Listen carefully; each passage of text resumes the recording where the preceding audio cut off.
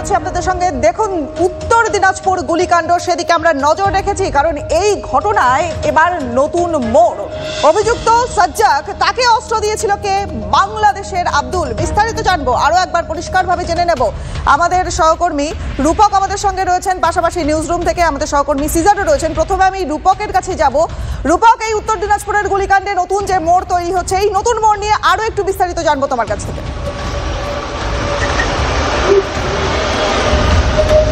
দেখো, যেমনটা অভিযোগ উঠে আসছে যে এই আব্দুল হোক বা আবুল হোক ওরফে যার নাম আবাল, তাকে গোয়ালপুকুর থানার পুলিশ কিন্তু 2023 সালে তাকে গ্রেপ্তার করে এবং তার পরবর্তী 2023 সালে কিন্তু তাকে পুশব্যাক অর্থাৎ বাংলাদেশে ফেরত পাঠানোর নির্দেশ দেওয়া হয় ইসলামপুর আদালতের তরফ থেকে। কিন্তু তারপরেও সেই অভিযুক্তকে আবালকে কিন্তু দেখা যাচ্ছে যেদিন এই গুলি চালানোর ঘটনা ঘটে তাকে ইসলামপুর কোর্ট চত্বরে।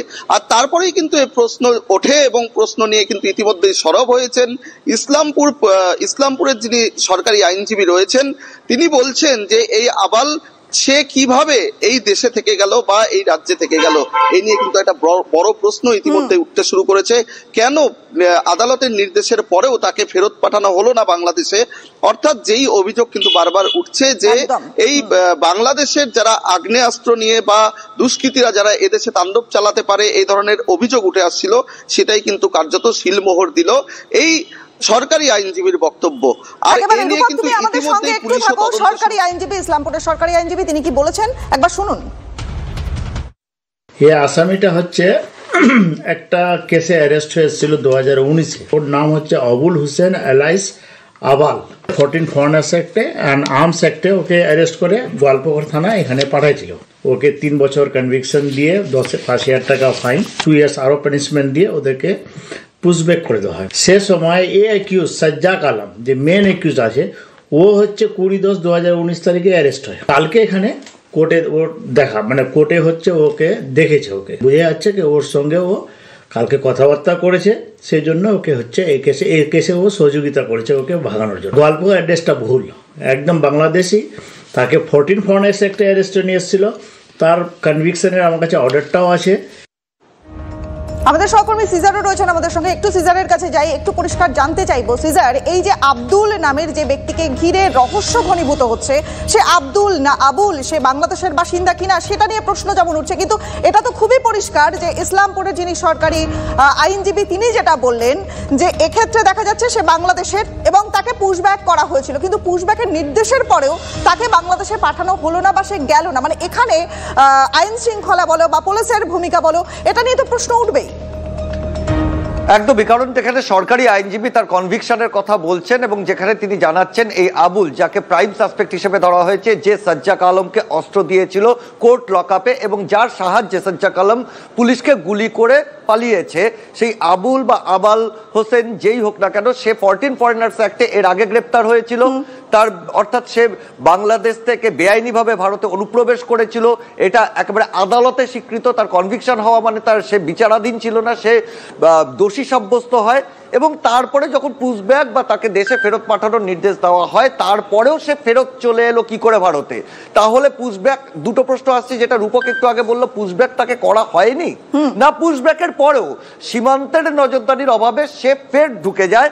এবং এই জায়গাতে দাঁড়িয়ে পুলিশের ভূমিকা সব থেকে বড়ভাবে উঠে আসছে একটাই জায়গায়, যে সীমান্ত পেরিয়ে যদি সে ফের চলে আসে, তারকে যে 2 লক্ষ টাকা পুরস্কার ঘোষণা করে যে ঠিকানা দেওয়া হয়েছে গোয়ালপুকুরের ঠিকানা, তাহলে পুলিশ কি জানতো যে পুশব্যাক হয়ে যাওয়া একজন বাংলাদেশি অপরাধী সাজার মেয়াদ খাটার পরে আবার ফের ঢুকে গোয়ালপুকুরেই রয়েছে? তাহলে পুলিশ তাকে আগে ইন্টারসেপ্ট করেনি কেন? পুলিশ আদালত চত্বরে যখন এই ব্যক্তিকে দেখলো তখন ইন্টারসেপ্ট করেনি কেন? তা এখানেই কিন্তু পুলিশের নজরদারি নিয়ে প্রশ্ন উঠছে। এবং একজন বাংলাদেশি অভিযুক্ত, সাজাপ্রাপ্ত একজন আসামি, সে দেশে ফিরে যাওয়ার নির্দেশ সত্ত্বেও তারপরে এদেশে আবার অপরাধ করছে, এটাই বোধহয় সেখানে জেলা পুলিশের ব্যর্থতার সবথেকে বড় পরিচয়। একেবারে সিজার, তুমি সঙ্গে থাকো, ঠিক এই প্রশ্নগুলোই উঠে আসছে। আমরা কথা বলেছিলাম প্রাক্তন পুলিশ কর্তা অরিন্দম আচার্যের সঙ্গে, তার বক্তব্য শোনাবো। জেলে থাকাকালীন বাংলাদেশের এরা কি করে যোগাযোগ করতে পারছে আপনি ভাবুন। মানে কোন জায়গায় কোথায় গোড়ায় আজকে শিকড়ে কোথায় গিয়ে আজকে গেঁথেছে বাংলাদেশে উগ্রপন্থীরা। আইন আছে প্রচুর, কিন্তু ভাই প্রয়োগ নেই নেই নেই। প্রয়োগ আছে, তার শাস্তি নেই। দুষ্কৃতিকারীদের এই যে হত্যা করা, পুলিশে গুলি করার এক মহোৎসব শুরু হয়েছে, তার কারণ কি জানেন? তার কারণ হচ্ছে কি এক সংখ্যক রাজনৈতিক নেতার উস্কানি মন্তব্য এবং তাদের প্রশ্রয় দেওয়া। উত্তর দিনাজপুরের গুলিকাণ্ডে নতুন মোড়। আমাদের সহকর্মী রূপকের কাছে আমি আরো একবার যাবো, আরেকটু জানতে চাইবো যে রূপক, এই যে আব্দুল বা আবুল আবাল তার নাম নিয়ে বা এই যে দুষ্কৃতী, তার বিরুদ্ধে তার সম্পর্কে বেশ কিছু তথ্য উঠে আসে, কিন্তু সে এই অভিযুক্ত সাজ্জাক তাকে অস্ত্র সরবরাহ করেছিল। এই অস্ত্র কোথা থেকে দিয়েছিল, কিভাবে এই প্ল্যান তৈরি করা হয়েছিল, সেগুলো সম্পর্কে কি কি জানা যাচ্ছে? দেখো, সবচাইতে যেটা গুরুত্বপূর্ণ তথ্য উঠে আসছে, যেমনটা অনুমান করা হচ্ছে 2019 সালে আগ্নেয়াস্ত্র সমেত বাংলাদেশি অনুপ্রবেশকারী হিসেবে এই ব্যক্তি গোয়ালপুকুর থানার হাতে গ্রেপ্তার হয়, অর্থাৎ বিএসএফ গ্রেপ্তার করে তাকে কিন্তু গোয়ালপুকুর থানার হাতে তুলে দেয়। এর পরবর্তীতে কিন্তু তাকে যখন জেলখানায় রাখা হয়, এই সাজ্জাক এবং আব্দুল বা আবুল যাই নাম হয়ে থাক, তাদের দুজনে কিন্তু জেলের ভেতরেই বন্ধুত্ব হয় এবং পরবর্তীকালে যখন এই সাজ্জাককে পুলিশ একটি পুরনো মার্ডার কেসের ঘটনায় ইসলামপুর কোর্টে তোলে, তখন কিন্তু নেপথ্যে থেকে এই আব্দুল বা আবাল ওরফে আবাল সে কিন্তু তাকে এই সহযোগিতা করেছে, এমনটা কিন্তু পুলিশের তদন্তকারীদের একটা সূত্র মারফত আমরা জানতে পারছি। এবং যিনি সরকারি আইনজীবী রয়েছেন তারও যেটা ধারণা যে এই জেল থেকে যে তাদের এই বন্ধুত্ব, তারই কিন্তু পরিণতি এই গত পরশুর ঘটনা, পুলিশের উপর গুলিকাণ্ডের ঘটনা। এভাবে বাইরের কোনো দুষ্কৃতী অর্থাৎ বাংলাদেশি নাগরিক হয়ে সে একদিকে যেমন অপরাধের সঙ্গে জড়িত, তার কোর্টে তাকে দোষী সাব্যস্ত করা হয়েছে। বুঝতে পারছি, আপাতত তুমি সঙ্গে থাকো। বিজেপি নেতা জগন্নাথ চট্টোপাধ্যায়ের সঙ্গে আমরা যোগাযোগ করেছি। জগন্নাথ বাবু, টিভি 9 বাংলায় স্বাগত। দেখুন, উত্তর দিনাজপুরে গুলিকাণ্ড, ভয়ঙ্কর একটা ঘটনা ঘটে গেল। এখানে যে অভিযুক্ত সাজ্জাক, তাকে অস্ত্র সরবরাহ করেছিল বাংলাদেশের আব্দুল। এবার এই আব্দুলকে ঘিরে বেশ কিছু ধোঁয়াশা তৈরি হচ্ছে। দুষ্কৃতী আব্দুল, তাকে পুশব্যাক করা হয়েছিল, কিন্তু সে বাংলাদেশে ফেরেনি। মানে এটা নিয়ে প্রশ্ন উঠছে, কিন্তু পাশাপাশি আরো প্রশ্ন উঠছে যে এই সাজ্জাককে কিন্তু আব্দুলই অস্ত্র দিয়েছিল, অর্থাৎ বাংলাদেশি যোগ। এই দুটো প্রশ্নই উঠে আসছে, কি বলবেন? একেই বলে বাঘের পিঠে সওয়ার হওয়া। এই পশ্চিমবঙ্গ পুলিশ যখন ওপার থেকে এপারে অনুপ্রবেশকারীরা ঢোকে, তখন শাসক দলের নেতারা যখন Aadhaar card, voter card, ration card বাড়িয়ে এদেরকে ভুয়ো নাগরিক বানানোর চেষ্টা করে, তখন পশ্চিমবঙ্গ পুলিশ তাতে মদত করে। আর তারপরে তারা কখনো গ্রেপ্তারও যদি হয়, বিএসএফ যখন তাদের গ্রেপ্তার করে দেয় অনুপ্রবেশকারীদের, তারা তাদের সাথে সাথে লাথি মেরে পুশব্যাক করার বদলে জেলে রাখে।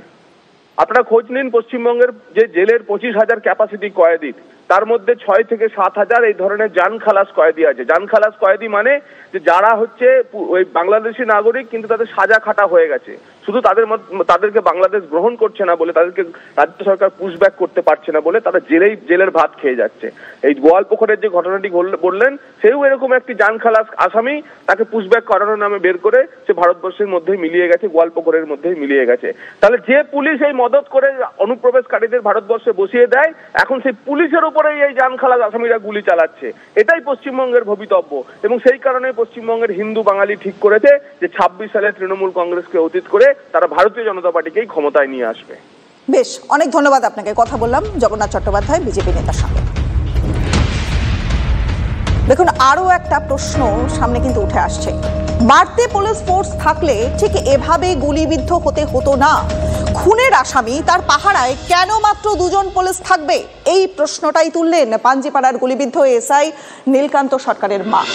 2 দিন আগেই প্রিজন ভ্যানে 2 পুলিশ কর্মীকে গুলি করে পালিয়ে যায় খুনের আসামি সাজ্জাক।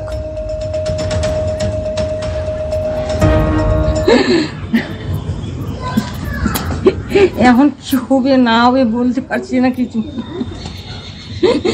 আমি কি বলবো এখন?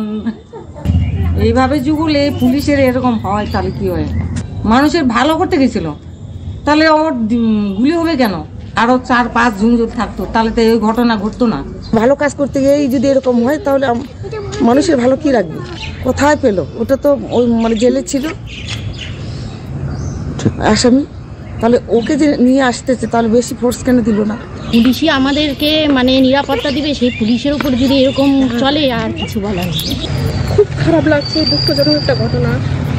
ওটাই তো দেখে তো আমরা তো আশ্চর্য হয়ে যাচ্ছি। এখন আমরা যে আছি এখানে কি নিরাপত্তা কি পাচ্ছি আমরা বলুন।